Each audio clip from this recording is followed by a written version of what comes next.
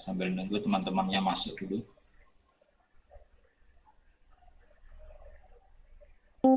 Jadi hari ini kita akan membahas tentang Bayesian learning. Ya, mungkin materi ini kalian sudah pernah dapatkan pas waktu dulu kuliah di S1 ya, tentang teori Bayesian. Ya, jadi biasanya kalau membahas tentang statistik, ya biasanya dibahas tentang teori Bayesian atau teorema Bayes ya. Tapi kita sekarang mengulang sedikit tentang teorema Bayes agar nanti kita bisa masuk ke penerapan teorema Bayes ke data supervised ya untuk learning. Ya. Nah, kenapa memakai Bayesian learning? Karena kelebihan dari Bayesian learning ini adalah masih banyak ya.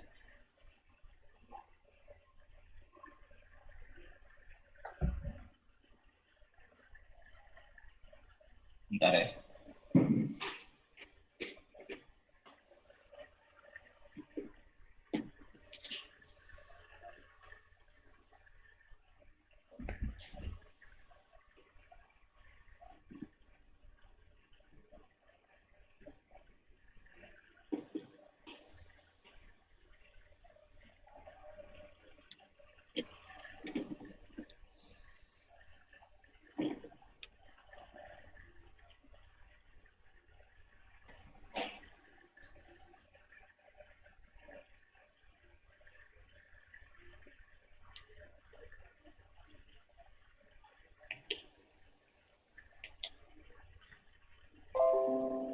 Jadi kelebihan dari teorema Bayesian ini adalah dia sangat handal terhadap data yang tidak konsisten ya.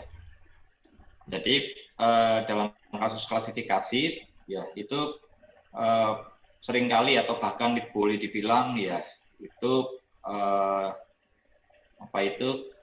pasti kita akan mendapatkan data supervised itu yang di dalamnya ada data yang tidak konsisten ya. Jadi kita ya benar-benar sulit untuk mendapatkan data yang benar-benar bersih di dalam data supervised. Jadi pasti kita akan mendapatkan data-data yang tidak bersih atau data yang tidak konsisten. Nah, di situ ya sangat bermanfaat kalau kita menggunakan Bayesian, karena Bayesian ini sangat ampuh untuk dipakai pada data-data yang tidak konsisten. Nah, dasar dari Bayesian ini adalah statistik ya. Diawali dari probabilitas bersyarat ya. Jadi dulu masih ingat ya, mudah-mudahan kalian masih ingat ya teorema semesta ya. Jadi kalau kita punya himpunan S ya, di mana himpunan S ini ya terdiri dari dua buah himpunan ya di dalam semesta.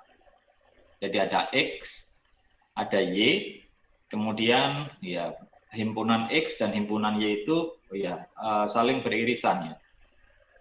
Jadi yang beririsan adalah X ya, beririsan dengan Y.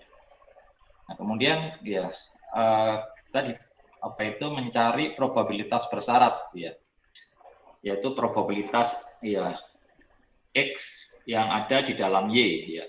Berapakah probabilitas X yang masuk ke dalam Y ya? Itu sama dengan probabilitas dari irisan X dan Y ya dibagi dengan probabilitas Y ya. Jadi ini konsep dari probabilitas bersyarat ya. Nah, contoh penerapan probabilitas bersyarat ini dalam data, contohnya seperti ini. Ya, misalkan kita ingin mencari berapakah probabilitas cuaca cerah di dalam ya kelas olahraga ya. Maka kita akan bisa mencari ya dari probabilitas ya cuaca cerah dan olahraga ya dibagi dengan probabilitas olahraga ya. Sehingga kalau probabilitas cuaca cerah dan olahraga ya itu jumlahnya adalah dari 6 data ada 4 ya. Jadi 4/6 ya dibagi dengan probabilitas dari ya. Probabilitas ya-nya itu ada 4 dari 6, 4/6. sehingga ya nilainya adalah 1. Ya. Dari sini kita akan mengerti bahwa probabilitas cuaca cerah di dalam olahraga ya itu adalah 100% ya, atau 1. Jadi ini contoh penerapan probabilitas bersyarat di dalam data. Contoh yang lain ini ya. Misalkan kita ingin menghitung ya probabilitas berapakah probabilitas cuaca cerah ya temperatur normal di dalam ya kelas olahraga ya. Maka kita akan bisa mencari ya dengan probabilitas bersyarat itu adalah probabilitas dari cuaca cerah, temperatur normal dan olahraga ya. Nilainya adalah ada 2 data ya dari 6 jadi 2/6 dibagi dengan probabilitas ya dari ya. Probabilitas dari ya itu ada 3 dari 6 ya. Sehingga nilainya adalah 2/3. Jadi ini adalah contoh penerapan dari probabilitas bersyarat di dalam data. Kira-kira jelas? Ya, sampai sini jelas. Kira-kira ada pertanyaan? Sampai sini. Pak, mau ya. bertanya. Ya. Pada slide sebelumnya, Pak, apabila kecepatan angin kencang dan olahraga berarti ya, dan olahraga ya itu berarti 1/6 dibagi 4/6 berarti Pak ya Pak? Oke, coba kita hitung ya. Apa tadi? Kecepatan angin kencang dan berolahraga ya Pak. Coba kita hitung ya. Probabilitas dari kecepatan angin kencang di dalam ya. Itu adalah probabilitas dari ya, kencang dan ya dibagi dengan probabilitas ya. Probabilitas kencang dan ya itu berapa? 1/6 Pak. 1/6. 1/6 dibagi dengan probabilitas ya-nya 4/6. 4/6. Berarti nilainya adalah 1/4. Ya. Kira-kira jelas? Ya, jelas Pak. Cukup. Terima kasih Pak. Oke. Yang lain ada pertanyaan?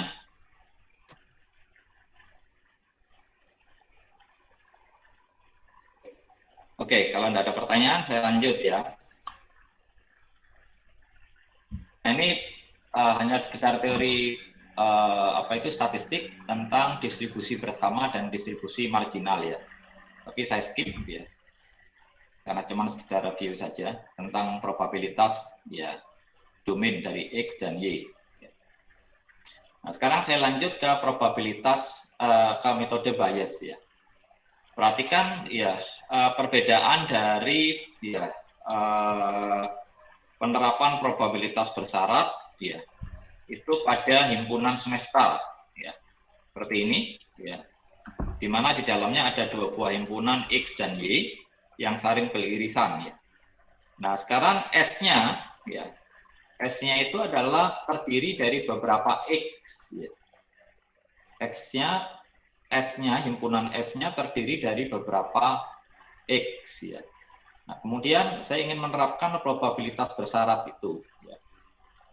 Nah, kalau dari situ ya berarti misalkan saya ingin mendapatkan probabilitas ya X1 di dalam Y itu berapa ya.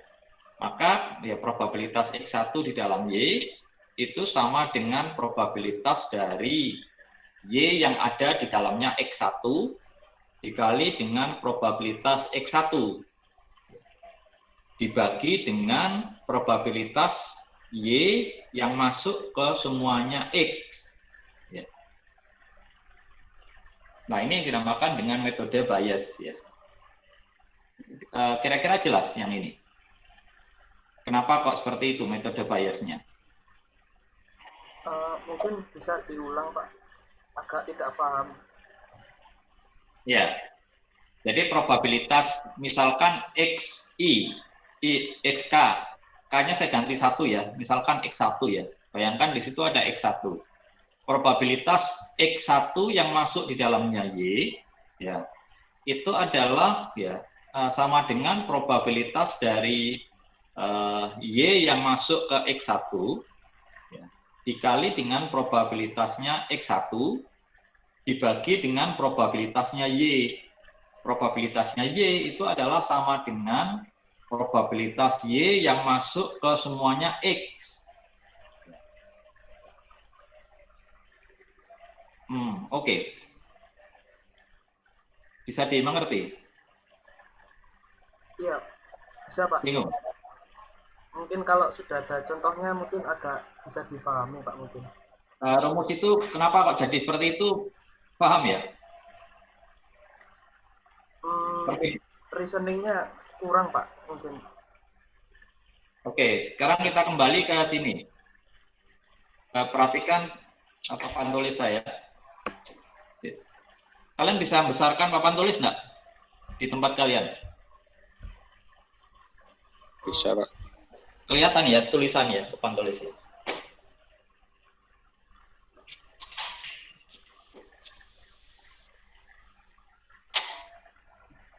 Jadi sekarang himpunan S ya. S-nya terdiri dari X dan Y. Kemudian ya sekarang ya probabilitas X yang masuk ke dalam Y itu sama dengan probabilitas X irisan Y dibagi dengan probabilitas Y. Ini kan yang tadi ya. Ini kan yang tadi. Kalau sampai sini jelas ya? Papan tulisnya di sebelah mana ya Pak? Oh, di kalian nggak kelihatan? Nggak kelihatan Pak. Nah, saya cek.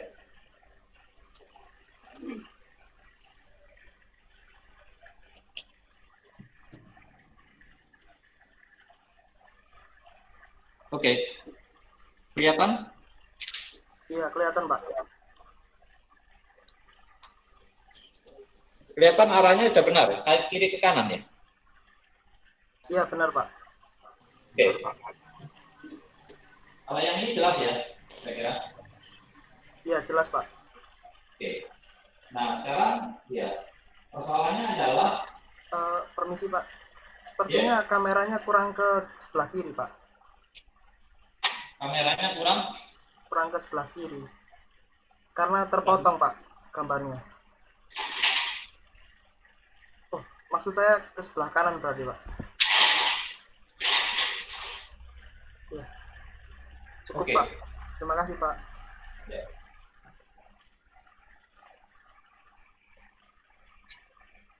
Sekarang persoalannya adalah ini hanya ada Y, sedangkan S-nya itu dipecah-pecah. S-nya itu terpecah-pecah. Misalkan S-nya itu dipecah jadi X1, X2, X3.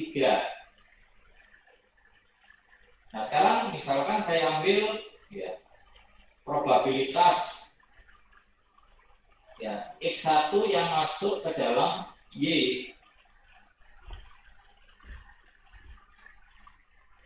Nah, ini kan kalau pakai probabilitas bersyarat, ini kan sama dengan probabilitas X1 irisan dari Y dibagi dengan probabilitas Y.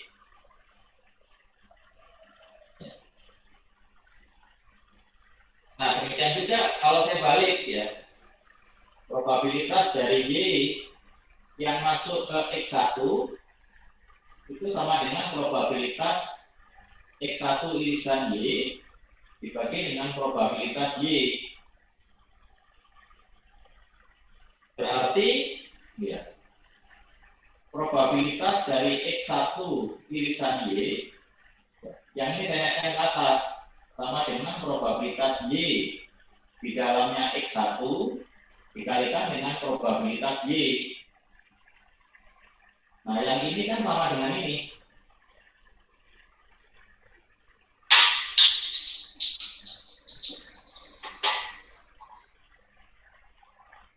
Berarti yang atas bisa saya ganti dengan ya, probabilitas Y yang masuk dalam X1 dikali dengan probabilitas Y dibagi dengan ya, probabilitas Y. Sampai sini kira-kira jelas? Iya Pak, sudah jelas. Nah, probabilitas Y sendiri di bawahnya itu sama dengan probabilitas ya, Y yang masuk di dalam X1 ditambah dengan probabilitas Y yang masuk di dalam X2 ditambah probabilitas Y yang masuk di dalam X3. Artinya kan sama dengan probabilitas Y yang masuk dalam X1 kali probabilitas Y dibagi dengan, sorry ini salah ya, ini Y, ini X1, ini X1, ini X1, ini X1, ini X1, dibagi dengan probabilitas Y yang masuk ke semuanya X. Ini kan. Nah, yang ini yang dinamakan dengan teorema Bayes.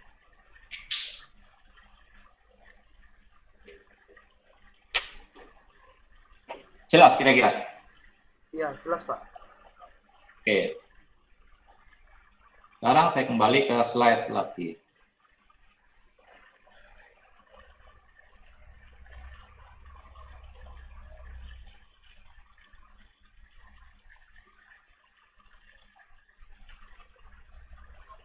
Ini kan sama ya.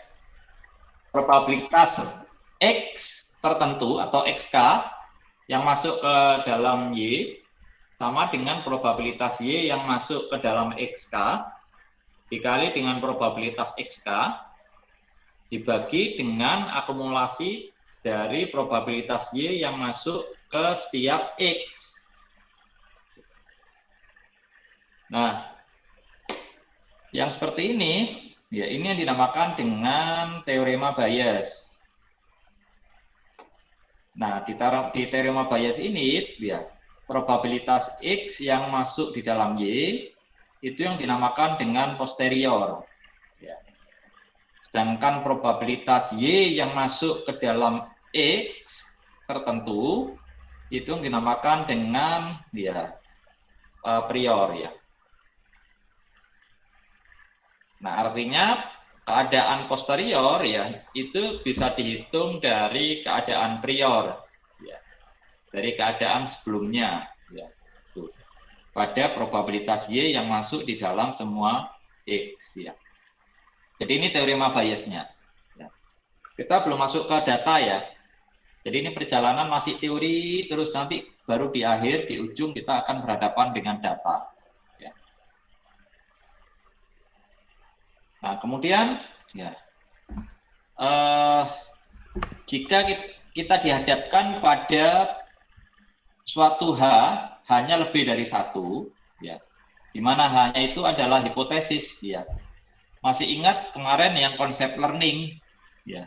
Waktu kita membahas tentang PNS, kemudian membahas tentang candidate elimination, ya. Jadi membangun konsep, ya, pembelajaran konsep yes terdiri dari beberapa hipotesa, ya. Candidate elimination contohnya kemarin, ya, untuk membuat konsep yes itu hasilnya adalah terdiri dari 3 hipotesa. Masih ingat ya materi yang minggu kedua kalau nggak salah ya, minggu kedua.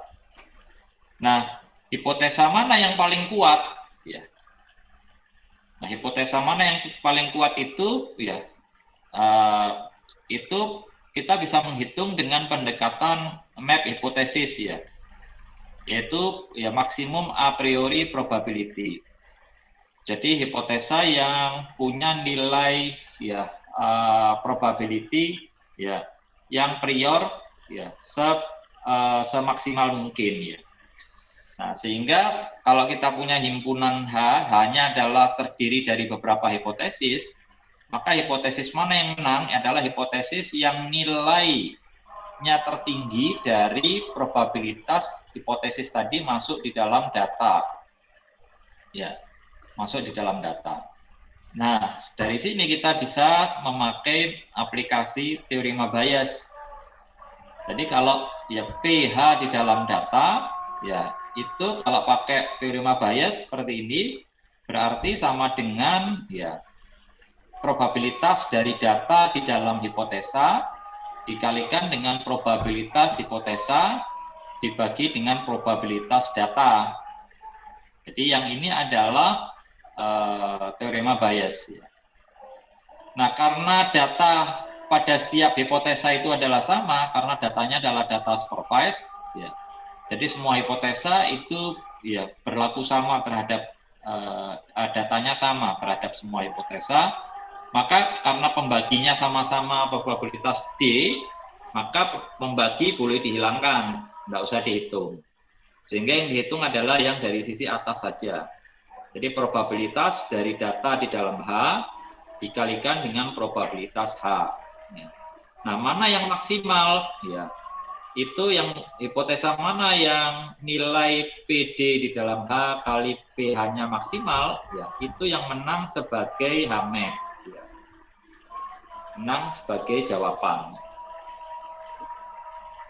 Jadi, gitu. Nah, ini contoh penerapan HMAP ya. Bentar, sampai sini kira-kira jelas nggak? Bisa bayangkan? Secara teoritis bisa bayangkan? Belum, Pak. Belum bisa bayangkan? Teoritis? Teori. Ini kan sama dengan turunan yang atas dengan yang bawah kan sama dengan yang di papan tulis tadi. Iya, Pak. Coba perhatikan, sama dengan yang di papan tulis. Ya. Oke.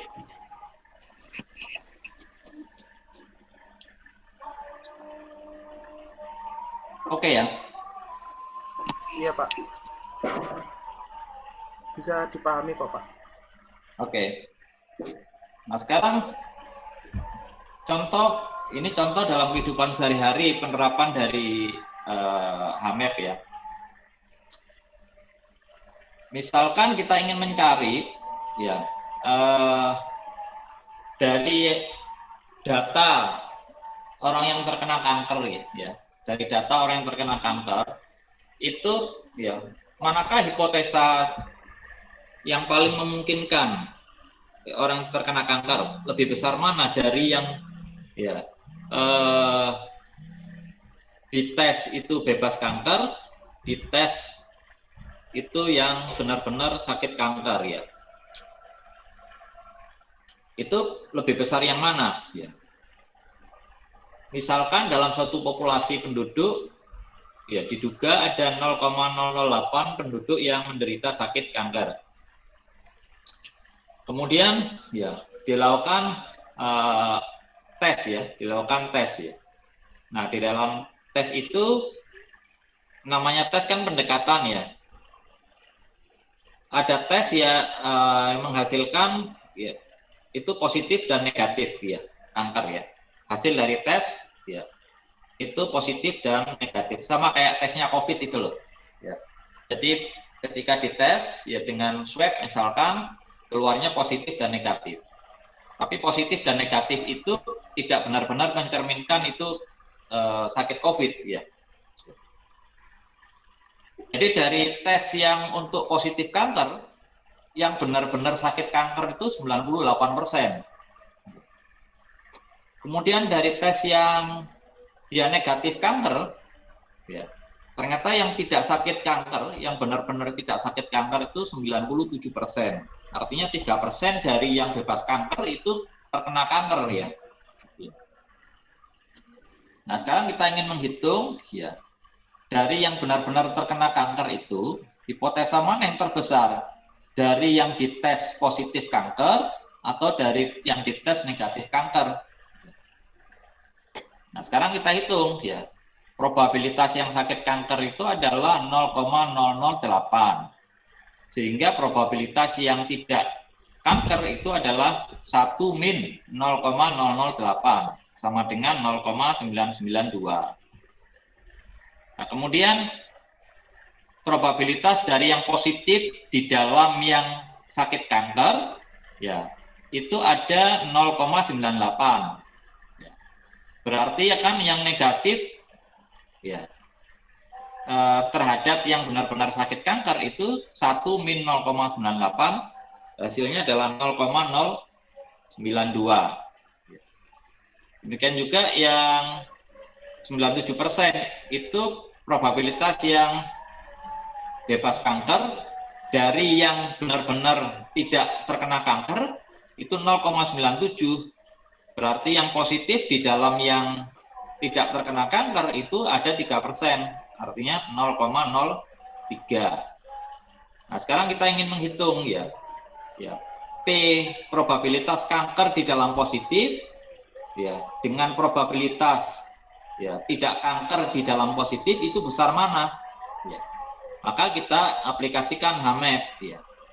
Jadi probabilitas kanker di dalam positif itu sama dengan probabilitas yang positif di dalam kanker dikalikan probabilitas kanker, ketemunya 0,0078. Kemudian yang probabilitas ya, tidak kanker di dalam positif itu sama dengan probabilitas yang positif di dalam tidak kanker dikalikan probabilitas ya, yang tidak kanker, ketemunya 0,0298. Nah, dari sini yang lebih besar adalah yang bawah, yang 0,0298.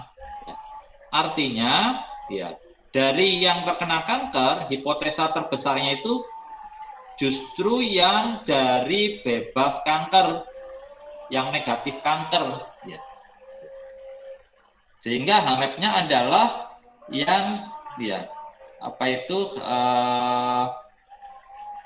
yang tidak terkena kanker ya di dalam positif ya. Jadi ternyata ya hasil tes yang positif ya itu ternyata lebih banyak disumbang dari yang bebas kanker, yang tidak kanker ya. Yang tidak kanker itu justru lebih banyak ketika dites itu hasilnya positif. Jadi ini contoh penerapan dari map hipotesis ya. Artinya keadaan posterior itu akan bisa kita hitung dari keadaan prior ya, dari data. Nah, sampai sini ada pertanyaan kira-kira?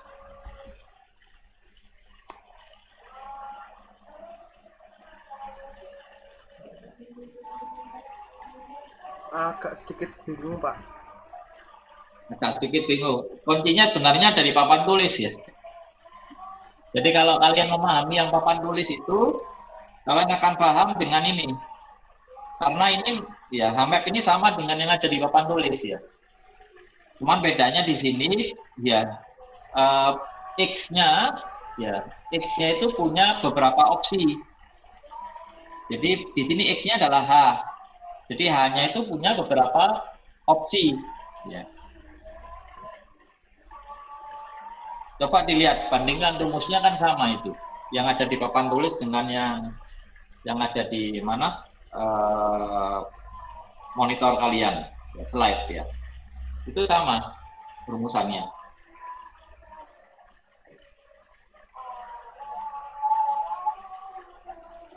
Jadi yang ini adalah sekedar contoh ya. Ini sekedar contoh sebenarnya. Ya. Tapi enggak apa-apa. Kalian bingung, kalian simpan bingung. Ya. Habis ini saya tambahi bingungnya kalian.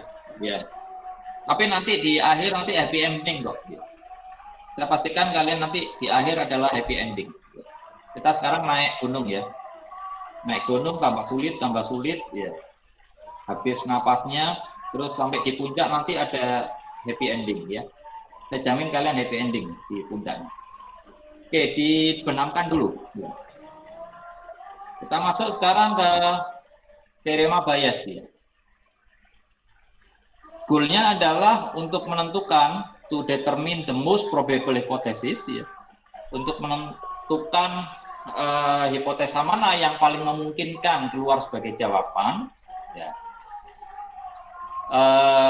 Terhadap data inisial knowledge ya.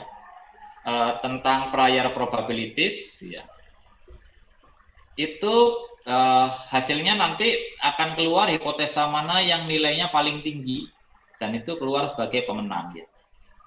Nah, untuk menghitung teorema, mengaplikasikan teorema Bayes, kita perlu beberapa pemahaman terhadap data dan dan hipotesis, ya. Yang pertama ada hipotesis, ya, prior probability dari hipotesis, ya, yang merefleksikan, ya, any background knowledge, ya. Jadi pengetahuan sebelumnya, ya, sehingga kita bisa mempunyai peluang bahwa H itu hipotesa yang benar, ya, tanpa kita dihadapkan pada data, ya. Jadi ya, kita akan yakin bahwa hipotesa ini benar, ya, tanpa kita dihadapkan pada data yang spesifik, ya. Itu PH. Sedangkan PD ini adalah merefleksikan probabilitas dari training data atau data supervised, ya, yang di dalamnya, ya, itu belum pernah dihitung kemungkinan, ya, hubungannya terhadap hipotesa, ya, terhadap A. Nah, kemudian ada, ya, conditional probability atau probabilitas bersyarat dari data, atau disebut dinotasikan dengan probabilitas data di dalam H, data di dalam hipotesa. Ya. Jadi itu menunjukkan probabilitas dari data supervised D, ya, terhadap hipotesa yang berlaku buat dia. Hipotesa yang berlaku buat dia. Bayangkan kalian di pertemuan yang kedua itu, ya, contoh yang sewaktu kita membahas tentang conditional candidate elimination, ya, hasil akhir dari contoh itu kan keluarlah 3 hipotesa untuk ya, 3 hipotesa untuk ya. Jadi masing-masing 3 itu adalah H1, H2, dan H3. Nah, yang D ini adalah probabilitas D di dalam H itu adalah probabilitas data supervised, ya, di dalam H, di dalam hipotesa. Nah, sehingga kalau dituliskan probabilitas H di dalam D, ya, itu akan bisa kita hitung dari probabilitas D di dalam H dikali dengan probabilitas H dibagi dengan probabilitas D.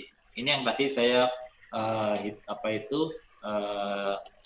tunjukkan di dalam papan tulis, ya.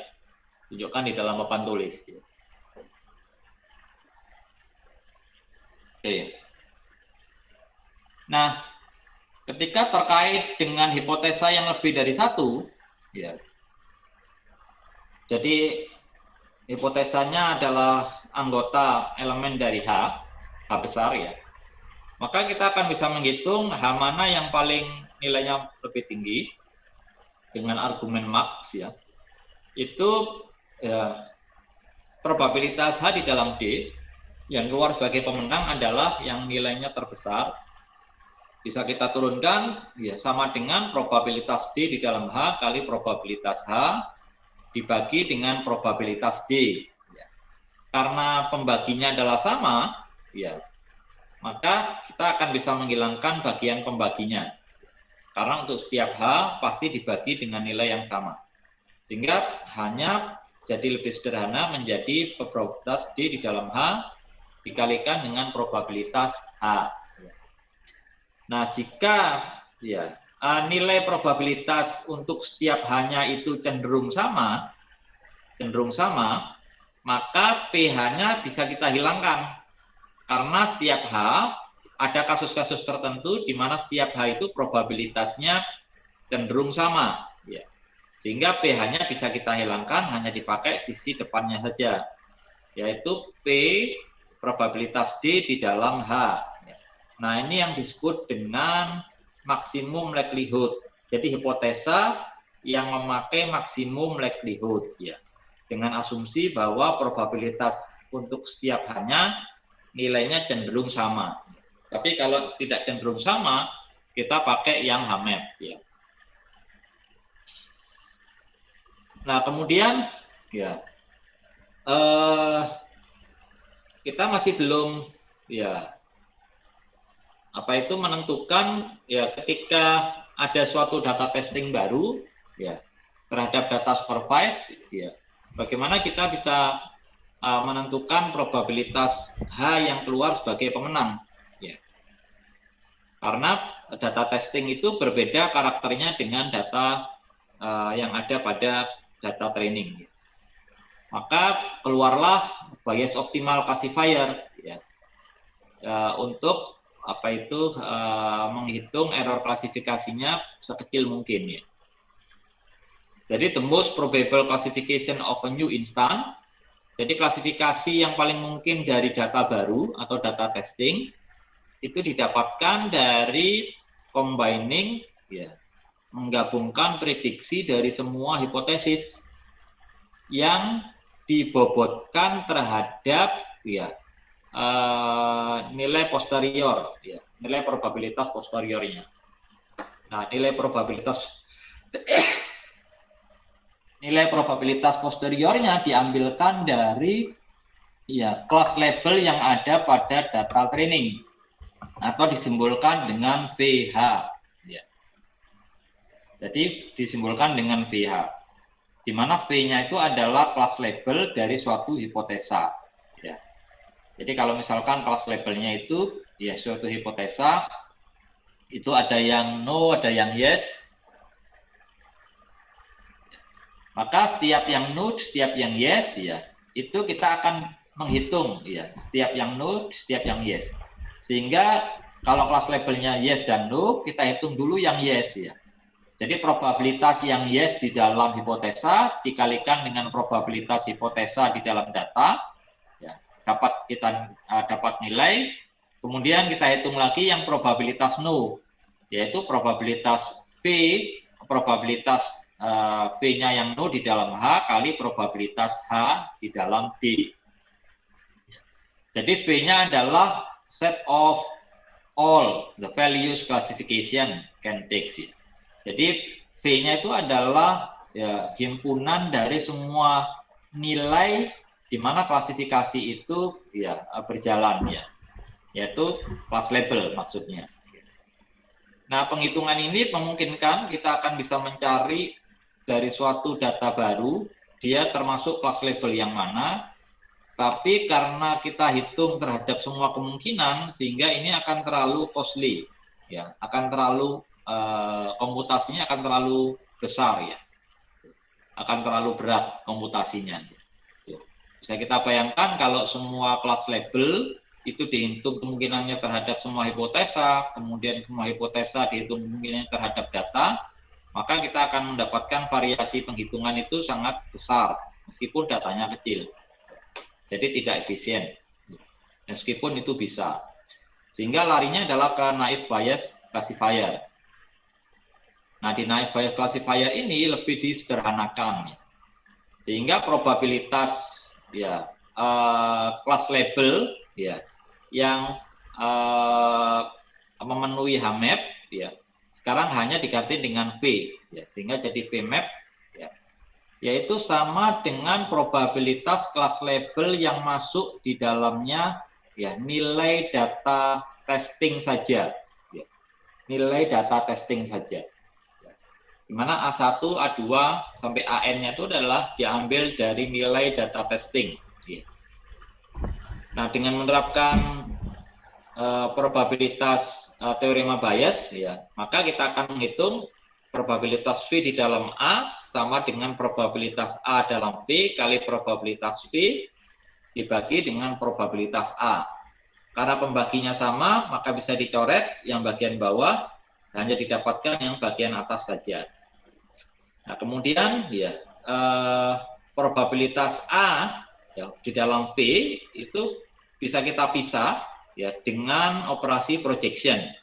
Jadi probabilitas A1, A2 sampai AN di dalam V ya itu sama dengan probabilitas dari A1 dalam V kali probabilitas A2 dalam V kali ya dan demikian seterusnya sampai probabilitas A N di dalam V, atau dikenal dengan istilahnya projection. Ya.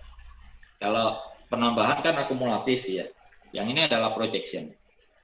Ya, simbolnya projection. Sehingga yang PV-nya kita keluarkan. Nah, penerapannya bagaimana? Ya, kalian kan masih bingung kan? Ini maksudnya apa? Ya, biasanya ya anak-anak teknik ya IT biasanya pusing terhadap apa notasi matematis ya. Tapi sebenarnya mudah ini untuk dipahami. Oke, kita lihat data contoh ya, data contoh. Ya. Misalkan kita dihadapkan pada data training seperti ini, data supervise ya. Kemudian data testingnya masuk. Data testingnya itu adalah cuaca cerah, kecepatan angin kencang. Sehingga kita akan mencari ya probabilitas cerah dan kencang. Ya. Probabilitas cerah dan kencang itu dari mana kita dapatkan? Oke. Kita hitung ya. Kita hitung, coba lihat di papan. Ya. Sekarang saya hitung ya.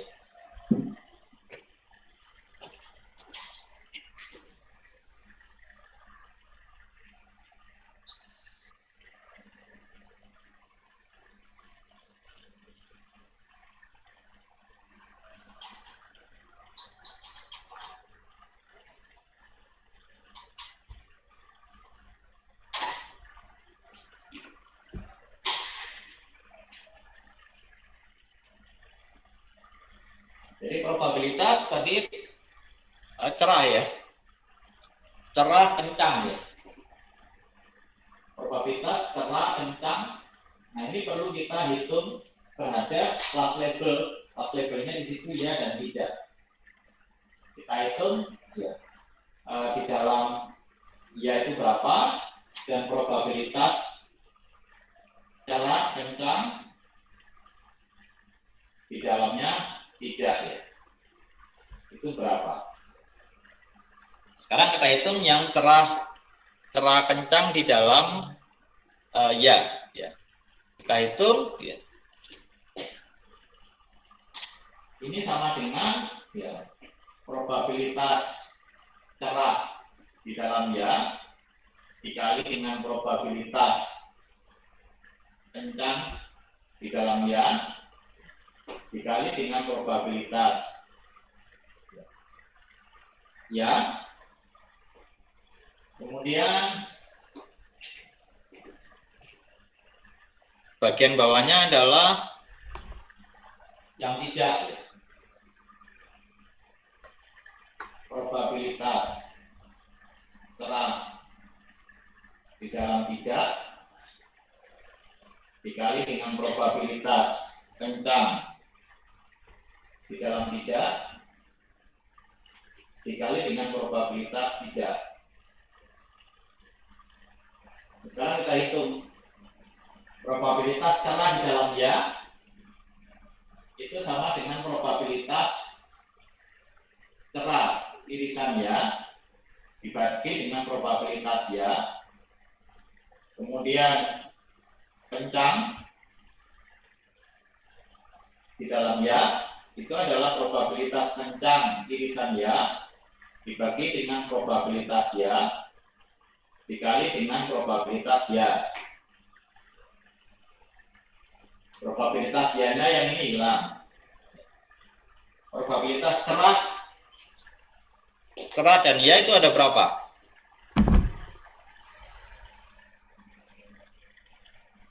Cerah dan ya-nya ada berapa? 1, 2, 3, 4 ya. Ada 4 dari 6. 4 dari 6 probabilitas ya-nya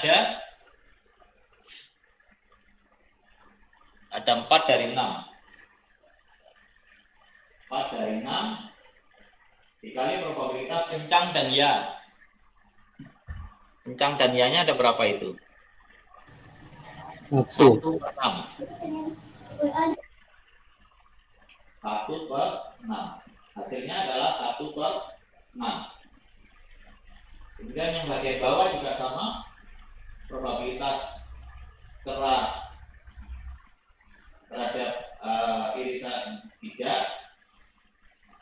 Probabilitas 3 dikali dengan probabilitas kencang irisan tidak dibagi dengan probabilitas tidak, probabilitas tidak. Probabilitas cerah dan tidak berapa? Cerah dan tidaknya ada 0, Pak. 0. 0. Jadi 0 per 6 dibagi dengan probabilitas tidaknya 2 per 6. 2 per 6. 2 per 6 dikali kencang dan tidak ada berapa? 1 per 6, Pak. 1 per 6. 1 per 6. Karena ada nolnya, maka nilainya adalah 0. Sehingga dari sini yang terbesar adalah yang probabilitas cerah kencang di dalamnya ya per 6. Berarti jawabannya adalah ya. Jawabannya adalah ya. Kira-kira bisa dipahami? Ini adalah naive Bayes classifier. Iya, bisa, Pak. Apabila semisal cerah dan kencangnya dalam probabilitas tidaknya itu tidak 0, berarti bagaimana ya, Pak? Apakah langsung dipilih yang paling besar seperti tadi atau perlu dijumlah seperti yang map itu tadi? Oh, dipilih yang paling besar. Pilih yang paling besar. Kalau skornya sama, berarti dia bisa iya, bisa tidak. Tapi kalau skornya sama-sama 0, berarti ya dia tidak ada jawaban.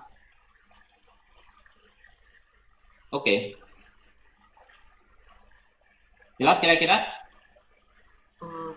Pak, permisi Pak, untuk kembali ke ini Pak, yang map yang pertama Pak. Saya agak bingung pada bagian yang membedakan yang ini dengan yang map tadi Pak. Yang map tadi itu yang kanker itu kok di jumlah Pak, yang bawah. Di jumlah yang bawah. Mana? Bentar Pak.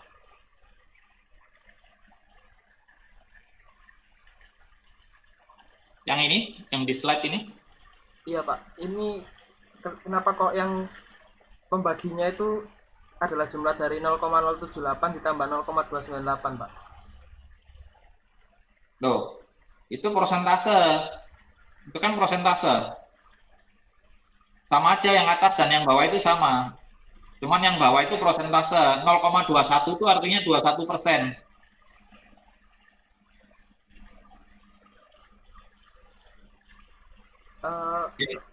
Kenapa? Halo?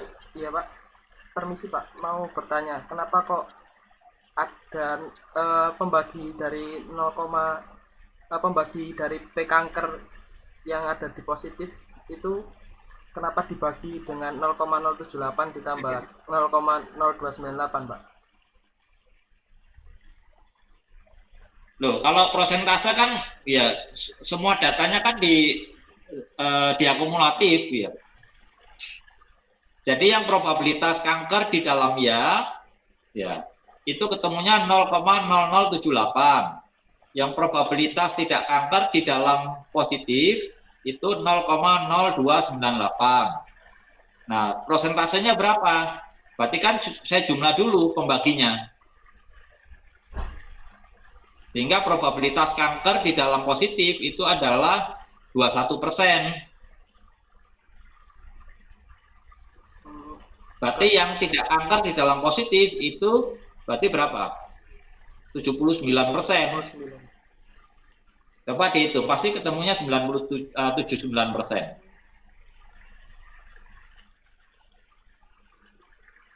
Jadi yang bawah dan yang atas ini sebenarnya sama, cuman yang ini nilai real, yang bawah itu adalah nilai persentase.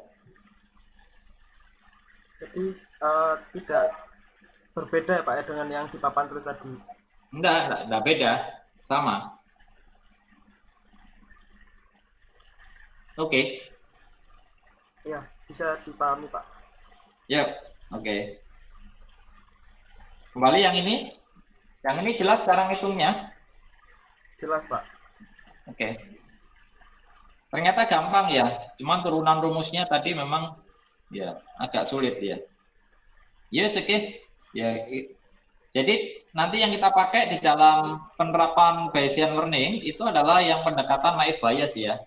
Jadi ya tidak yang bias optimal classifier, tapi pakai yang naive bias ya.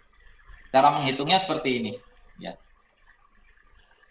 Oke, nah akan tapi kelemahan dari metode bias adalah ya metode ini tidak benar-benar presisi ya. Ya sedanglah ya.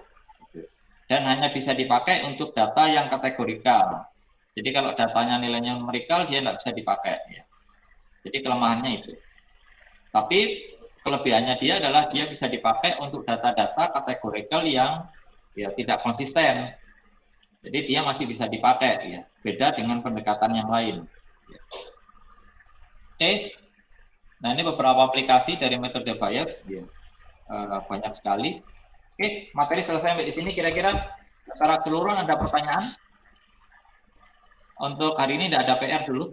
Ya. Ya, mungkin Kira-kira ada pertanyaan? Permisi Pak, ingin bertanya mungkin apabila ingin latihan itu bisa latihan dengan data yang seperti apa ya Pak? Mungkin Ya ini aja dirubah. Yang cuaca cerah, ya kencangnya dirubah ya. Cerahnya diganti hujan ya. Terus kencangnya diganti temperatur normal misalnya. Atau ditambahi tiga atribut ya. Cuaca cerah, temperatur tinggi, ya kecepatan angin pelan. Ya. Dia olahraga apa ya kira-kira. Jadi silakan dihitung dengan cara menghitung seperti yang ada di slide atau yang ada di papan. Yang seperti yang saya contohkan itu, cara menghitungnya. ingin bertanya juga Pak terkait tugas yang kemarin. Kan data dari tugas yang kemarin itu untuk misalnya data yang pertama hingga nomor 50 itu kan untuk klasifikasi salah satu bunga saja. Jadi persebarannya tidak merata seperti itu Pak. Gimana? Sebentar, yang ini dulu, sebentar. Yang ini saya tutup dulu. Yang ini udah jelas kira-kira. Ya, ada jelas, yang bertanya? Yang lainnya? Teman-teman yang lainnya oke? Dari saya masih cukup Pak. Ya, oke. Yes, oke. Kemudian yang tentang tugasnya gimana? Silakan ditanyakan tentang tugasnya. Iya, yang tentang tugas itu data dari persebaran datanya kan tidak merata Pak. Misalnya dari data nomor 1 sampai 50 hanya untuk klasifikasi iris setosa mungkin Pak. Jadi persebaran datanya tidak merata. Ketika dilakukan key vault atau holdout nanti takutnya kan jika diklasifikasikannya terlalu menuju ke arah yang salah satu data saja Pak. Karena persebaran datanya tidak merata. Enggak, kan kemarin saya kasih clue-nya. Jadi kalau datanya kelas labelnya terurut, maka split holdout method atau splitnya keyfold, ya itu splitnya berdasarkan per kelas label.